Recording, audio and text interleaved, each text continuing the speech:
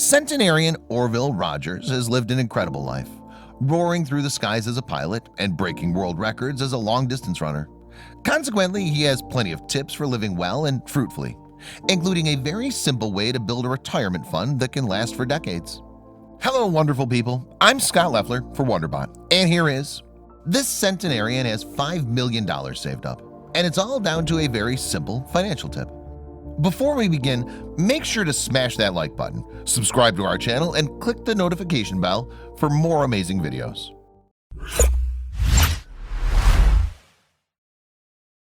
Rogers' life began on November 28, 1917 in Hubbard, Texas.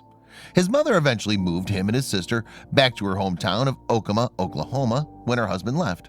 And it was in the Sooner State that Rogers would first feel inspired to pursue a career in aviation.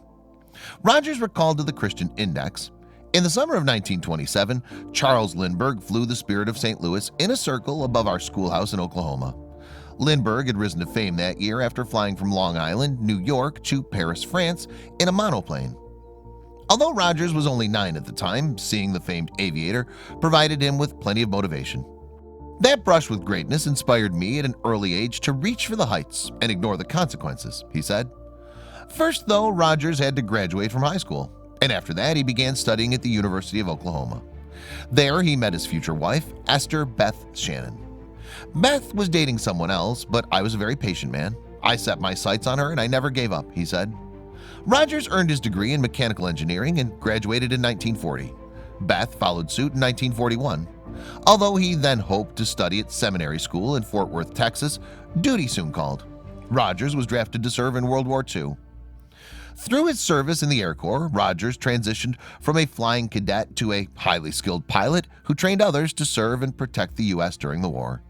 Later, Rogers was drafted to fight in the Korean War, which gave him the opportunity to fly the B-36, a 10-engine plane built to hold an atomic weapon. Rogers had simultaneously succeeded on the home front too. He and Beth married in 1943, and once he had completed his military service, he became a commercial pilot for Braniff Airlines, flying passengers until his compulsory retirement at age 60. Unable to fly commercially, Rogers continued pursuing his passion for flying in the cockpit of his personal airplanes until he turned 79. He told Money magazine, "I owned 3 different airplanes, and I enjoyed every one of them."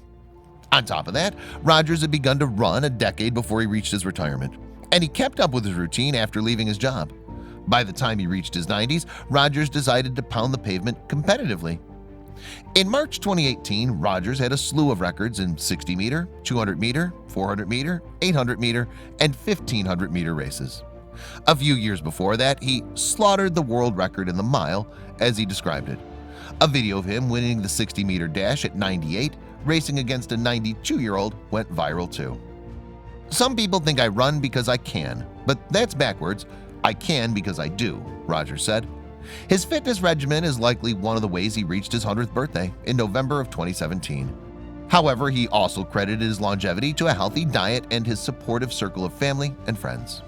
To that end, Rogers and his loved ones celebrated his century of life in a very active way. His family, which include children, grandchildren, and great-grandchildren, gathered to run a collective 100 miles together, with Rogers leading the pack. Having led such an extraordinary life both before and after his retirement, Money magazine asked Rogers to give his tips for others preparing for the same phase of life. His advice covered his fitness regimen, attitude, and financial standing. First, Rogers suggested that readers kick off their own exercise routines, regardless of age. He himself hadn't started running until he turned 50, after 5 decades of life. He read a book called Aerobics that inspired him to begin working out. The book, written by Dr. Kenneth Cooper, was the first to pitch the idea that regular aerobic workouts could boost or maintain a person's health. Rogers said, "I read it and I started running the next day." As of October 2018, he's logged an astounding 43,000 miles. Even as a centenarian, Rogers typically ran 6 miles each week, but that wasn't the only key to his long life. On top of his fitness routine, he extolled the virtues of a positive outlook, which he admitted could be difficult to find as a person ages.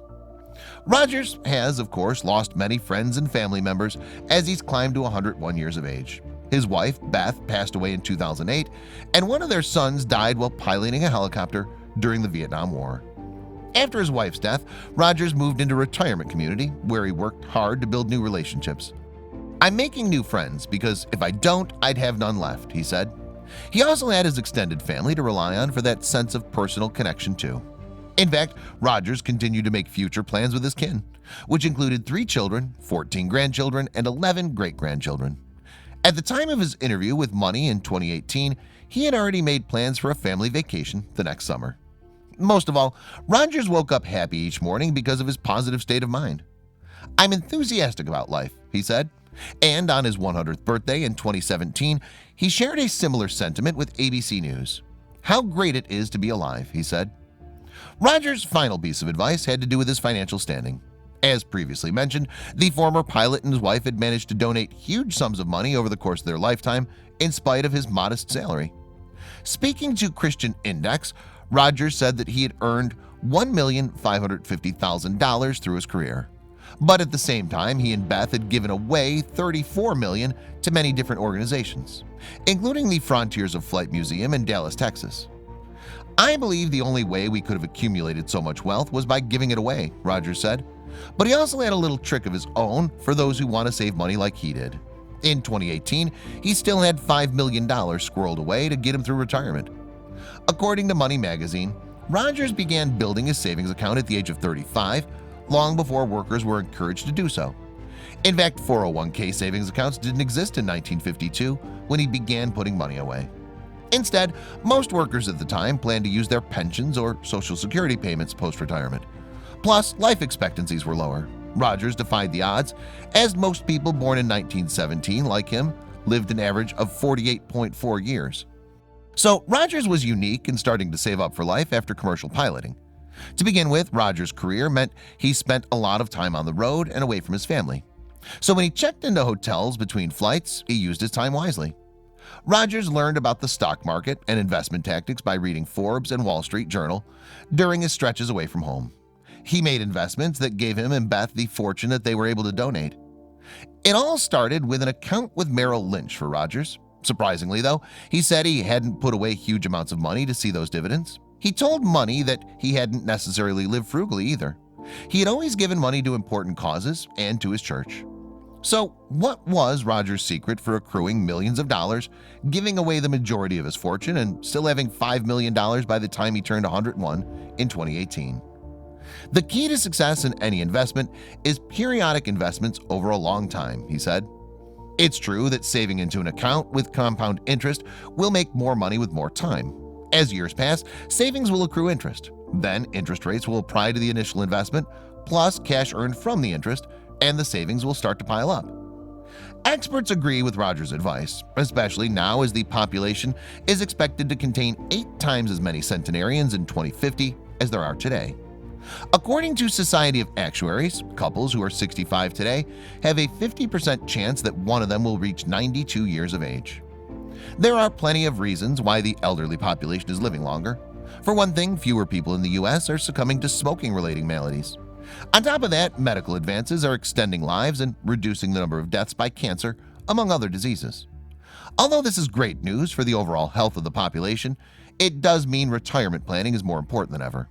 Rogers is a prime example of this. He retired at 60 years of age and has had to cover his finances for more than 4 decades. The centenarian has been able to pay his expenses since then because of his hefty savings account, which still had $5 million in it as of October 2018. On the other hand, most 60 to 64-year-old workers today have a mere $195,000 in their savings accounts, according to Fidelity. Experts told Money that the money wouldn't last today's retirees for decades should they survive to be centenarians like Rogers. Tony James, the executive vice chairman of Blackstone, a private equity firm, said, "We are basically in worse shape than we've ever been." Considering people are living longer and longer, TD Ameritrade's senior manager of retirement and annuities, Christine Russell, said, "We are definitely suggesting that people look longer than 30 years. In other words, savings goals should be calculated to cover life for upwards of 3 decades into the future." And one of the best ways to reach financial security is to start saving early, just as Rogers advised. On top of that, future retirees should look into investments in stocks, just as the former pilot had, to grow their savings further. Of course, financial planning isn't always an easy task. and losing money to the stock market can be a tough pill to swallow. But Rogers had more advice on facing adversity for the Oklahoman that applies to just about any tough situation. You must face the challenges that are before you and overcome them. I determined to keep plowing ahead, Rogers said. As for the future, the 101-year-old had a simple plan for what was to come. The objective in my life is to slow down as slowly as possible, he said.